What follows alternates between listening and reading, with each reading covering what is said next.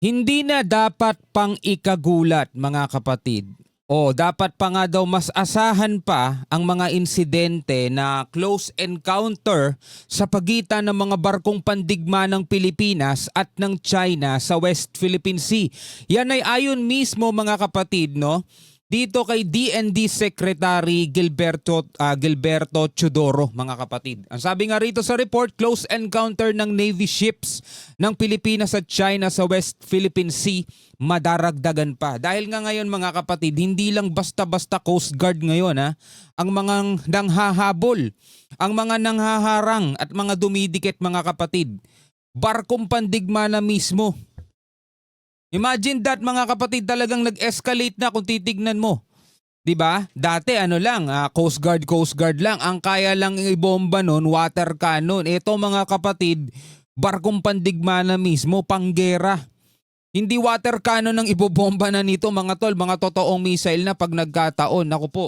Pero ang sabi nga rito ni Secretary Gibo Chodoro mga tol, dapat nang asahan pa yan.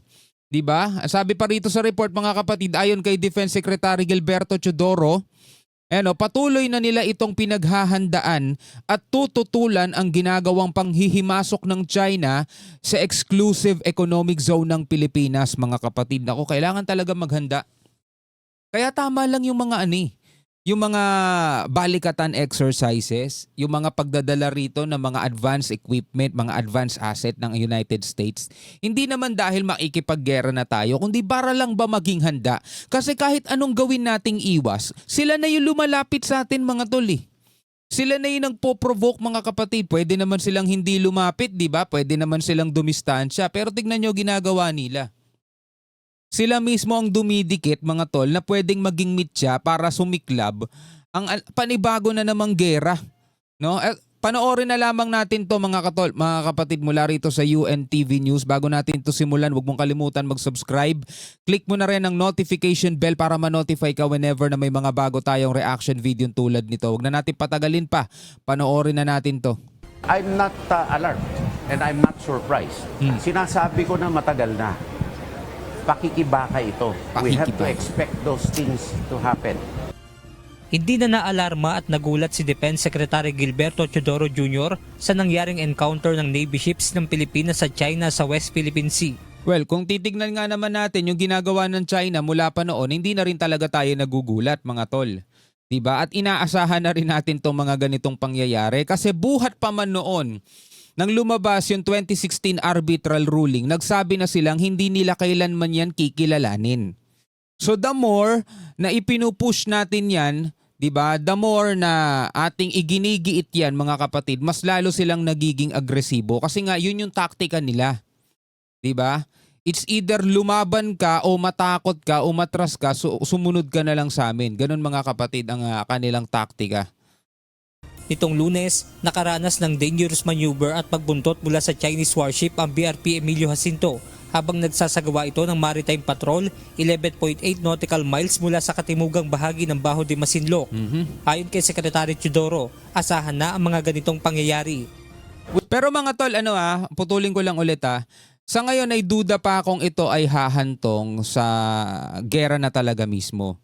No? Kasi alam nyo mga tol, etong mga Chinese, etong China, ang sa kanila mga kapatid, magaling sila magtimpe. Ibig sabihin magaling sila magantay. No? Ganun sila mga kapatid kahit sa negosyo. Di bali ng papiso-piso yan, kung maramihan naman, di bali pa unti-unti, basta tuloy-tuloy. Magaling sila sa ganun mga kapatid. So kung titignan natin, 3 years na lang ang iintayin nila, mapapalitan na si BBM ng panibagong presidente. So doon mga kapatid, pwede silang panibagong kumilos at hindi na pa humantong sa gera, hindi na kasi mga tol, kung nagmamadali ang mga yan, tingnan nyo na lang kung nagmamadali ang mga yan, kung talagang agresibo silang todo aabot na sa pakikipagdigma, matagal na dapat nilang ginawa yan sa Taiwan. Diba? Doon pa lang sa babae, dating presidente ng Taiwan, sinisindak na nila yun eh. Ilang beses na silang nagsasagawa ng kanilang mga war drill, di ba, sa palibot ng Taiwan hanggang sa napalitan na yung presidente, ganun pa rin. So dito sa atin mga tol, bagong presidente kasi to. Dati, okay tayo sa kanila, okay naman tayo mga kapatid, wala tayong nababalitaan ng mga ganito. Pero ngayon, since nga iginigiit ng administrasyon natin ngayon, etong 2016 arbitral ruling, patigasan na lang talaga. 'Di ba? Patigasan na lang, i-maintain lang nila yung ganyang klaseng taktika nila. Gray zone tactics mga kapatid. I-maintain nila 'yan. Haharasin nila yung mga barko natin, sisindakin nila yung mga navy natin, ipapakita nila sa buong mundo na talagang dominante sila, lalong-lalo na sa kanilang mga mamamayan. Ipapakita nila sa mga Pilipino, tignan nyo, mahina naman yung mga sundalo nyo, 'di ba? No, imbis na yung mga sundalo nyo daling kayo sa gera, anuhin nyo na lang yung presidente nyo, palitan nyo na lang, di ba? Ganun mga kapatid, yung mga posibleng maging taktika nila. We have to expect more of the same. I mean, alangan naman hindi natin gawin ang katungkulan natin Tama. sa ating jurisdiction sa Tama. ilalim ng batas. Hindi pwede yun. Hindi sila ba nagdidikta ng batas ng mundo? Hindi. Problema, yun ang gusto nila mangyari. Di ba? Kita nyo every time na ano sila rito, nanghaharas sila, anong sinasabi nila? Di ba? Yun daw ay naaayon sa batas. Anong batas? Lagi natin tinatanong yun, anong batas? Kasi kung batas ang pag-uusapan natin batay sa international law, illegal kayo dyan. Kung pagbabasehan natin United Nations Convention on the Law of the Sea, batas ng karagatan, illegal kayo dyan. Kung pagbabasehan natin arbitral ruling, nanalo Pilipinas 2016, napawalang bisa yung claim nyo, illegal kayo dyan. Pero tignan nyo mga tol, every time na nanghaharas sila sa atin, every time na hinaharang nila tayo, winawater cannon nila tayo, ano sinasabi nila? Accordance with the law. So anong batas? Tulad nung sinasabi ni Secretary Gibo Teodoro, ang gusto nila mga kapatid, sila magpatakbo ng batas ng mundo eh. Gusto nila batas nila ang sundin ng buong mundo. Hindi na umuubra sa kanila yung UNCLOS. Hindi na umuubra sa kanila yung arbitral ruling o international law. Batas lang nila dapat lang masunod. Yun ang gusto nilang ipakita sa ating lahat. Sinabi pa ng kalihim na may kabayaran para makamit ang kalayaan. Ngayon, ano ang price? Kung magdesisyon tayo na madali, apis, capitulate. Ngayon, kung tinatawag natin ang sarili natin na republika at makasarinlan, stand up. Nasa stand up tayo eh. Ang cost nun, mangyayari ito. Tama no?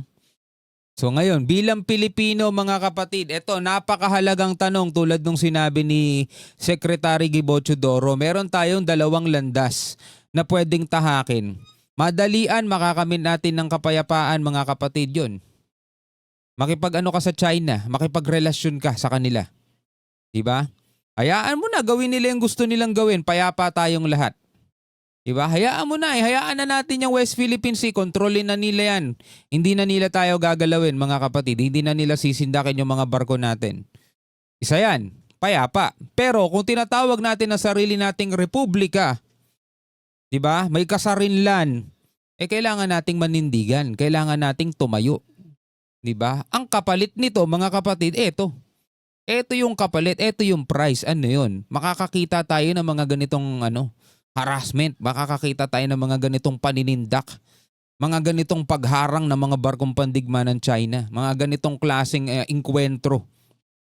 So ano sa tingin nyo, dalawang yan ang kailangan harapin ng Pilipinas? Comment kayo sa ibaba. Ang cost naman, pag hindi tayo tumayo, kalimutan na natin yung kinabukasan ng ating mga anak. Dagdag pa ni Teodoro, patuloy din ang pamahalaan sa paghahanda at pagtutol kung may insidente muli gaya na nangyari sa Sandy Cay. Nauna nang nagtungo ang tauhan ng Chinese Coast Guard sa Sandy Cay at nagpakuha ng litrato hawak ang watawat ng China. It is obvious which country does not adhere to the rule of law here. It is only China. Tama. I mean, bukod tangi po sila. Valedictorian po sila sa hindi kasusunod ng rule of law. Kung may ginawang tama yung bansa na yan, yun. Ngayon, hindi bansa, baguhin ko, yung partido na nangangasiwa sa kanila. Yung partido na nangangasiwa sa kanila. Ngayon, of course, hindi pwede siguro akong ma-disappoint sa latest na nangyayari. Hindi disappoint yun, expected yun. Kaya kailangan paghandaan itong mga ito, no? At tutulan. Samantala, Ngayong araw ay formal nang nagtapos ang taunang balikatan exercise ng mga sundalong Pilipino at Amerikano. Sa loob ng 3 linggo, nagsanay ang mga ito ng Multilateral Maritime Exercise, Maritime Key Terrain Security Operation, Integrated Air and Missile Defense, Counter-Landing Live Fire Exercise at Maritime Strike. Sa lahat ng ito, pangunahing sinasanay kung papaano dedepensahan ang teritoryo ng bansa sa pananakop ng mga dayuhan. Okay mga kapatid, linawin lang natin tulad nung sinabi ni Secretary Gibo Chodoro. Nothing against tayo lahat sa bansang China. Sa mga Chinese na nandirito sa Pilipinas, hindi naman kayo kaaway ng Pilipinas, di kayo kaaway ng mga Pilipino. In fact mga kapatid, kahit nung panahon pa ng mga Kastila, o baka nga nauna pa di ba? Ang mga Chinese dito sa Pilipinas na makarating kaysa sa mga Kastila, matagal na natin silang kasama. Matagal na natin silang karelasyon, matagal na natin silang, alam mo yun, nakakasalamuha dito sa Pilipinas. Diba? Etong mga mamamayang to, yung mga civilian, netizen o citizen ng China, walang kinalaman yan. Ang may problema, mga tol, is yung gobyerno o yung partidong nagpapatakbo ng isang bansa. Like for example, dito sa Pilipinas, mga tol.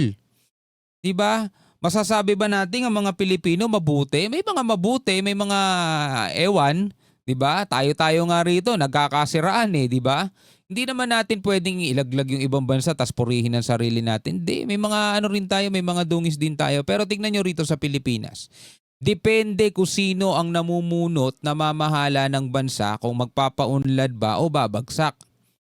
Kung ito ba'y magkakaroon ng kapayapaan o kaguluhan, depende yan sa mga nanunungkulan. Ganon din dun sa China. Kaya hindi natin sila dapat lahatin Tama si Secretary Gibo Chodoro, yung partido lang mga tol.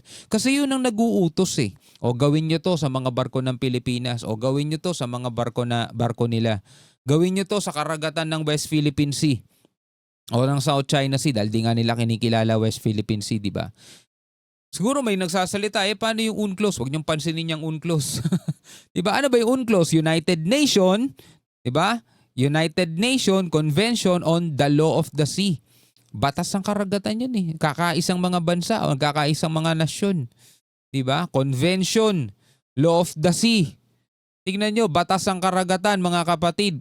Meron yan, 200 nautical miles exclusive economic zone ang Pilipinas. Eksklusibo na nga sa Pilipinas yan bakit kayo nagtatayo ng mga isla nyo rito sa loob ng eksklusibong economic zone ng Pilipinas? Diba? Doon pa lang mga tol, labag na nila This exercise and deepen our collective commitment to regional peace and security. Today, we are forging not only stronger armed forces, but a more secure world. Naniniwala rin ang Pilipinas at Amerika na ang isinasagawang joint military exercise ay may malaking bahagi sa seguridad ng Indo-Pacific region. Bawat bansa sa mundo, lalo-lalo na kung archipelagic ito, mas Tulad na sa lalo atin. dapat pag-igtingin ang pagsasanay, paghahanda at paglalagay at pag-aambag ng tamang resources para sa depensa. With that strong foundation in place, our countries work together at all ranks, civilian and in uniform, to adapt to evolving threats in order to achieve our shared security goals. Benedict Samson, Alright mga tol, bilang mga Pilipino, ano ang masasabi mo dito sa balitang ating napanood mga tol mula rito sa UNTV? Sabi nga ni Secretary Gibo Chodoro, hindi na niya ikinaalarma, hindi niya na ikinagulat, inaasahan niya na yung mga ganito. Pero tulad nga nung sinabi ko kanina, hindi pa natin inaasahan na yung mga ganitong klaseng agresibong aksyon mauuwi mga kapatid doon sa tinatawag nating gera. Nasa atin mga kapatid yung bola pagdating dyan. Kasi ang gusto mangyari ng China sa atin magmula ang unang fire, ang unang putok. Ibig sabihin mga kapatid, pagdating sa kapayapaan, nasa kanila yan. Kung gusto nila maging mapayapa o hindi, nasa kanila yan. Pero pagdating sa gera mga tol, nasa atin yan.